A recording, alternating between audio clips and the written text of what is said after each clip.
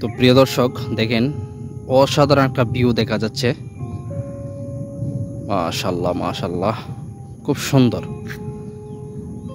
এত সুন্দর একটা ভিউ দেখেন।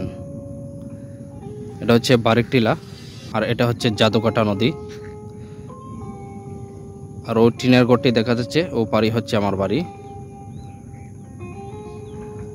অনেকদিন পর আসলাম।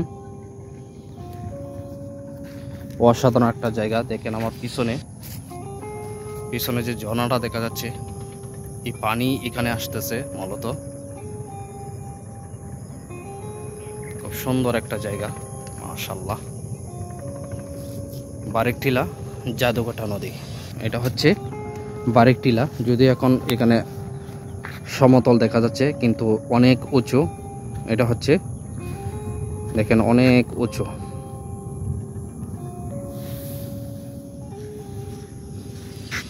এখানে লেখা আছে বাংলাদেশের শেষ সীমা, আন্তর্জাতিক সীমারেখা অতিক্রম করা নিষেধ, আদেশক্রম কর্তৃপক্ষ। এটা হচ্ছে border guard Bangladesh, BDR camp. এই যে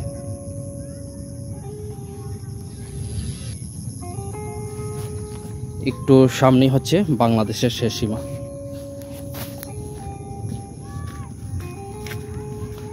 অসাধারণ একটা জায়গা।